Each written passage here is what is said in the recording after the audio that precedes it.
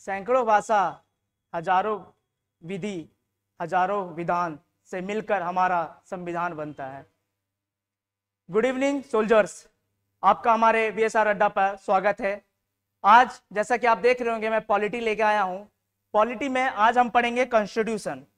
जैसा कि हम लोग सब जानते हैं कि हमारे B.R. अम्बेडकर जी जो एक नहीं, दो नहीं, 10 देशों से कॉन्स्टिट्यूशन का रेफरेंस लेके हमारा भारत का रिटन कॉन्स्टिट्यूशन बना है। वो भी आप जानते हो, क्या आप जानते हो भारत का जो इंडियन कॉन्स्टिट्यूशन है वो वर्ल्ड का सबसे बड़ा कॉन्स्टिट्यूशन है, रिटन कॉन्स्टिट्यूशन। और अभी जैसे कि मोदी जी ने कहा the mother of constitution is Indian constitution. तो आज हम कॉन्स्टिट्यूशन पे बात करेंगे। जो आज का हमारा जो पहला टॉपिक है पॉलिटी में, यह है हमारा इंडियन कॉन्स्टिट्यूशन। सो आप क्या कॉन्स्टिट्यूशन का मतलब समझते हो? What do you mean by constitution? जैसा कि आप देख रहे होंगे, the constitution is the set of rules which tells about the political structure of the constitutions. अगर मैं आपसे पूछूं कि देश कैसे चलता है तो आप क्या बोलोगे? इकोनॉमिक से चलता है, पैसे से चलता है, लोगों से चलता है। जी बिल्कुल नहीं, मैं ये नहीं कह रहा हूं कि इकोनॉमिक से नहीं चलता, लेकिन एक देश को चलाने के लिए, एक एकेडमी को चलाने के लिए, एक कोई भी संविधान को, कोई भी एकेडमी को चलाने के लिए एक रूल रेगुलेशन लगता है। इसी को हम कॉन्स्टिट्यूशन कहते हैं।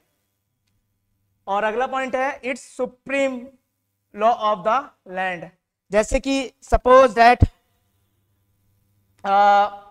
कोई भी, आज मैंने लड़ाई कर लिया किसी से और मैंने मार दिया इसको, तो एक होना चाहिए ना जुडिशरी पार्टी जो हमें कह सके कि आपने गलत किया, ये according to this article, this IPC आपने ये गलत किया है। तो कॉन्स्टिट्यूशन में मेंशन किया गया है हमारे जुडिशरी सुप्रीम लॉ, जो हमारे कॉन्स्टिट्यूशन। जैसे कि मैंने कहा कि जैसे कि मैं वीएसआर अड्डा पर जॉब कर रहा हूं सपोज दैट, और लोग कह रहा है कि नहीं आप गलत हैं, तो मैं कहूंगा रुक जाओ, हमारे कॉन्स्टिट्यूशन में क्या मेंशन किया गया है? तो मैं बोलूंगा, मैं किसी से कुछ नहीं पूछूंगा, मैं कॉन्स्टिट्यूशन का आर्टिकल 19 जी उठाऊंगा और दिखाऊंगा लोगों को कि मैं पढ़ा सकता हूं। तो मैं लोग, 1000 लोग मिलकर भी कहेंगे कि आप गलत कर रहे हो, तो मैं कहूंगा नहीं, क्या ये कॉन्स्टिट्यूशन में लिखा गया है? अगर कॉन्स्टिट्यूशन कहता है कि नहीं यू आर राइट, तो मैं बोलूंगा हाँ I am right. So constitution हमको ये पावर देता है रूल रेगुलेशंस का। और जो लास्ट है, constitution provide convenience and regulations to the citizens living in the country.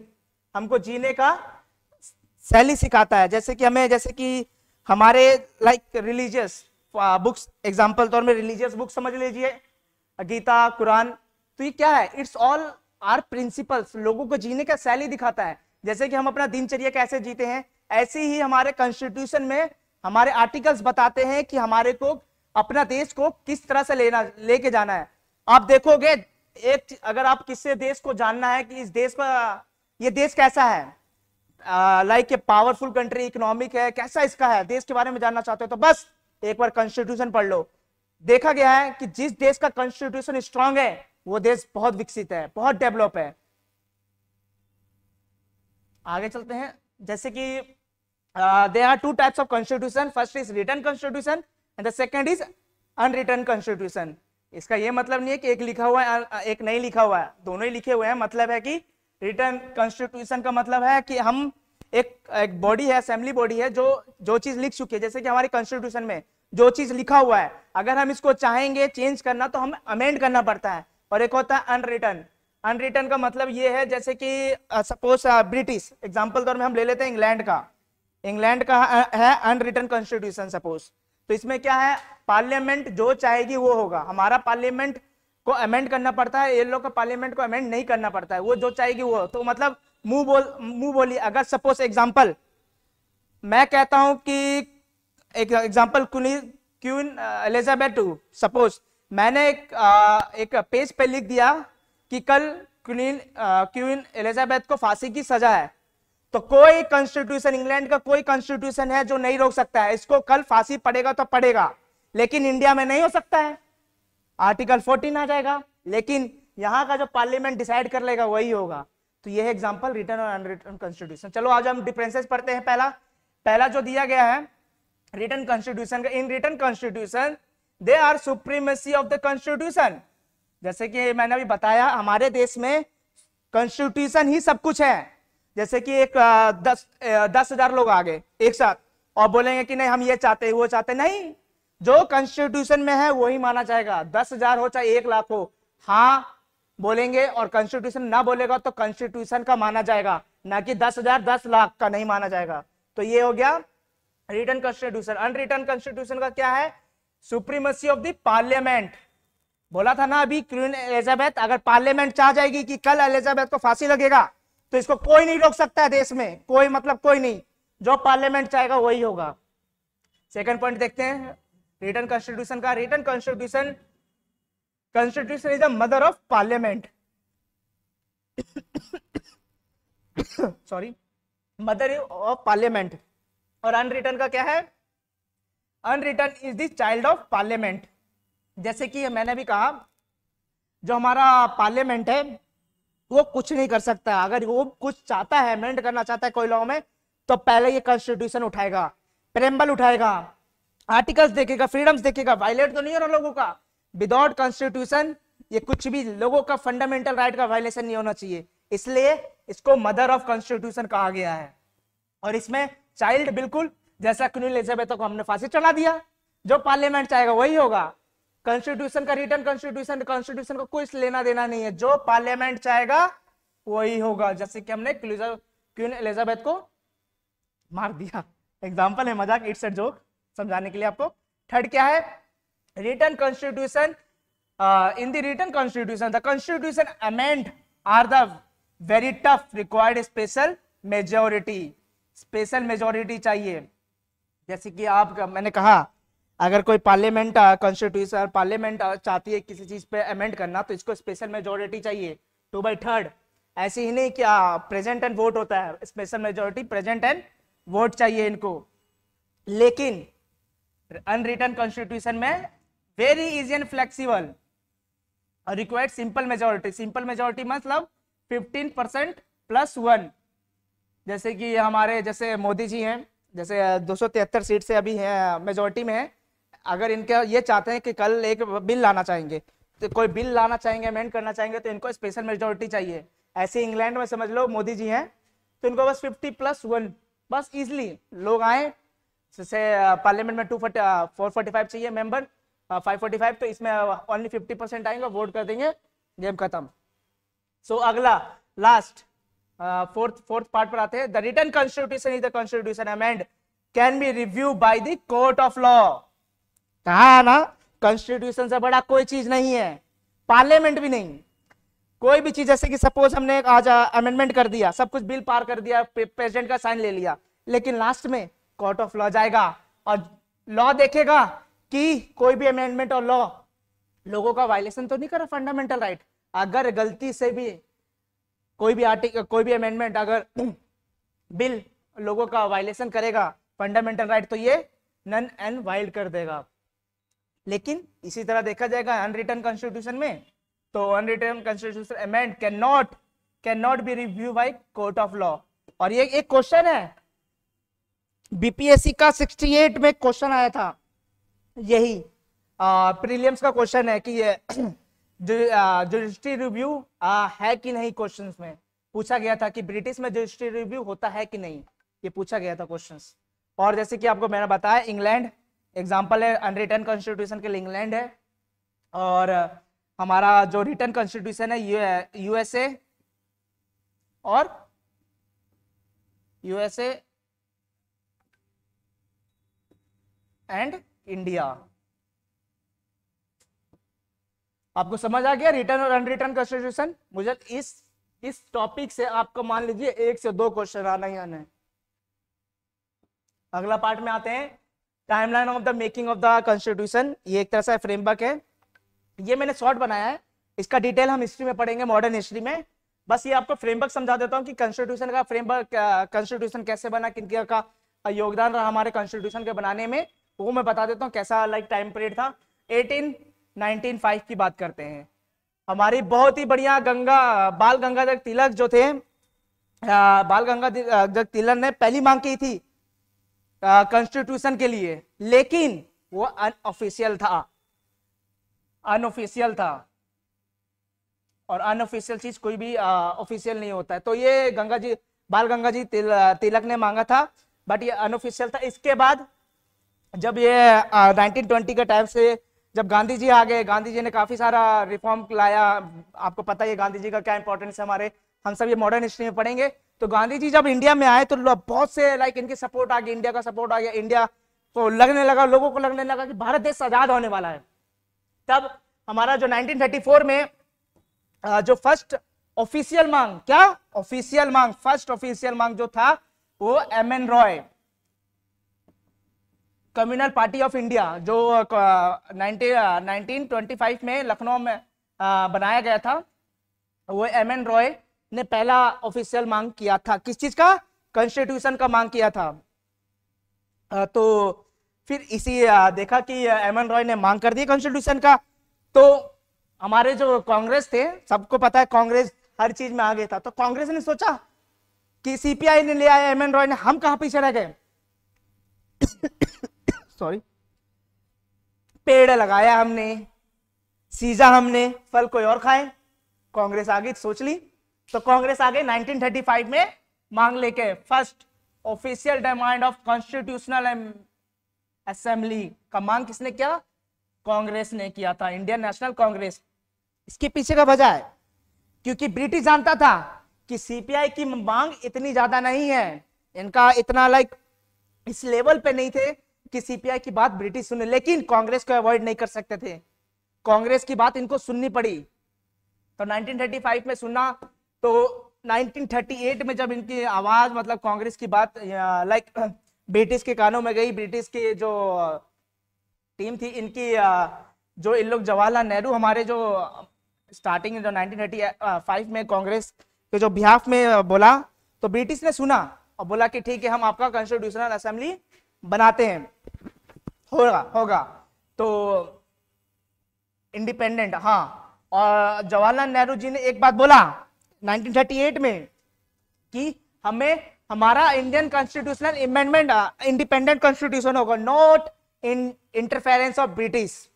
क्योंकि नेहरू जी को पता था कि हम कॉन्स्टिट्यूशन असेंबली चाहते हैं, तो इसमें पक्का ब्रिटिश का हस्तक्षेप होगा, इसलिए पहले इनने मांग कर दिया था 1938 में जवाहरलाल नेहरू जी ने कि कोई भी इंटरफेरेंस ब्रिटिश का नहीं चाहिए, ओनली इंडिपेंडेंस चाहिए हमें। असेंबली की मांग हो गई विदाउट एक्सटर्नल इंटरफेरेंस। और ये पॉलिटी का भी क्वेश्चन है, हिस्ट्री का भी क्वेश्चन है, आया था शायद एनडीए में आया है ये प्रीवियस ईयर क्वेश्चन 2017 का, शायद फर्स्ट या सेकंड पेपर में आया ये डिमांड के लिए। अब आगे बढ़ते हैं। 1940 अगस्त ऑफर, ब्रिटिश ने अगस्त ऑफर दिया, ठीक है, हम आपको बनाने के लिए रेडी है। बोल दिया डिमांड क्या क्या एक्सेप्ट कर लिया हमारा कि हाँ आपका इंडिपेंडेंस कॉन्स्टिट्यूशनल असेंबली बनेगा। कब किया था? 1940, इसी को हम क्या कहते हैं? अगस्त ऑफर कहते हैं हम इसको। अगला जो और आप इसी समय पर हमारे जो सबसे बढ़िया चल रहा था, वर्ल्ड वार शुरू हो गया था। वर्ल्ड वार कब शुरू हुआ था? 1 अगस्त 1939। 1 अगस्त 1935 से 45 तक चला था। 11 अगस्त जब जापान को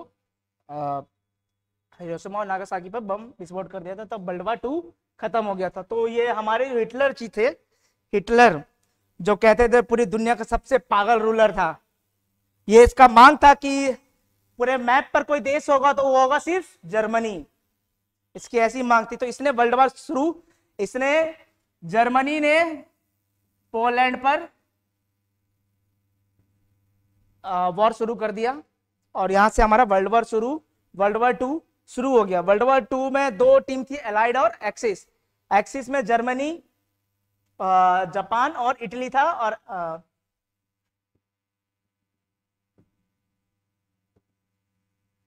एक्सिस में कौन था? जर्मनी,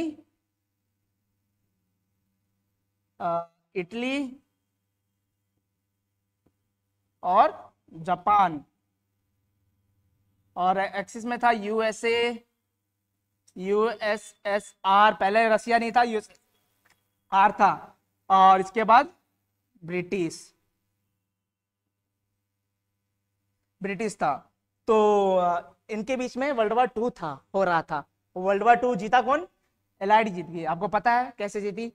जर्मनी का एक कहावत है, हिटलर जो था बहुत क्रूर था। इसने कहा था कि अगर नक्शे पर कोई देश होगा तो वो होगा सिर्फ जर्मनी। जब इसने पोलैंड पर शुरू किया तो इसका एक दोस्त था, पानी नहीं आ रहा, इटली का इसका दोस्त था, याद नहीं आ रहा, बुटोनी कुछ करके था, बिनोटो मुसोनी, इसका जो इटली का था। तो जो ब्रिटिश ने क्या किया, इसके 30 गोली मुंह पे मारा, 30 गोली मुंह पे मारा और टांग दिया जर्मनी के स्टार्टिंग के फ्रंट के गेट पर।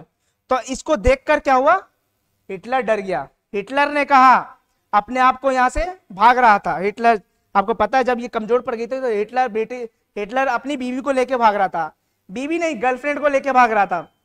जब गर्लफ्रेंड को लेके भाग रहा था तो गर्लफ्रेंड ने पूछा कि मैं आपकी बीबी हूं, तो ये बोलता था तुम मेरी दूसरी बीबी हो। दूसरी बीबी क्यों? जब मरते समय इसने कहा था, और इसने शादी नहीं किया था, दूसरी बीबी है और शादी नहीं किया था, ये सब नॉर्मल है दूसरे देशों में, और दूसरी बीबी है शादी नहीं किया था तो गर्लफ्रेंड कहेंगे इसको हम। तो जब ये मरते समय इसने कहा कि मैं आपसे शादी करना चाहता हूँ, रात के 1 बजे की बात है ये, मैं आपसे शादी करना चाहता हूँ। तो इसने बोला कि आपकी पहली बीबी कौन है? तो इसने कहा मेरी पहली बीबी जर्मनी है, इसलिए मैंने आज तक आपसे शादी नहीं किया। तो इसने कहा जर्मनी खत्म हो रही है, पूरे हर तरफ लाइक मारे ही जा रहे हैं, जर्मनी खत्म होने वाला। तो इसने कहा मेरी पहली पत्नी तो मर गई, तुम ही हो दूसरी पत्नी और तुमसे ही शादी करूंगा अब मैं। और इसने 1 बजे रात को शादी किया और इसको लेके सुसाइड कर लिया। ये कितना सच है वो नहीं पता, लेकिन यही बीबी थी। बीबी का नाम था ईवा ब्राउन, इसकी जो गर्लफ्रेंड थी कह सकते हैं ईवा ब्राउन। अब आ जाओ 1942 पे। 1942 पर क्रिप्स मिशन आया, इंडियन प्लान लेके आया इंडिया। तो क्रिप्स इंडियन लेके आया, इसमें बहुत ही एक अच्छा कहानी है 1942 क्रिप्स मिशन में। इसमें जब ब्रिटिश ने कहा कि हम आपको आजाद कर देंगे, बट आपको वर्ल्ड वार 2 में पार्टिसिपेट करना है। बोला कि जब ब्रिटिश बहुत चालाक था इस समय, जब वर्ल्ड वार 2 चल रहा था तो बोला कि हम क्यों मरे, ब्रिटिश, इंडिया है ना हमारे लिए लड़ने के लिए।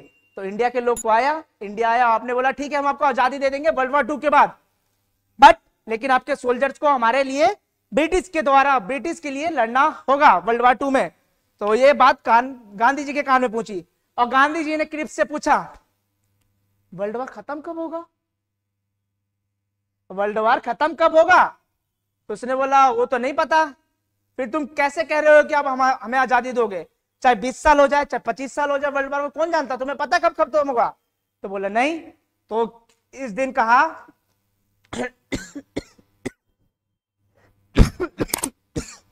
गांधी जी ने एक वर्ड यूज किया, post dated cheque. Post dated cheque मतलब तुमने चेक भी दिया वो भी इनवैलिड।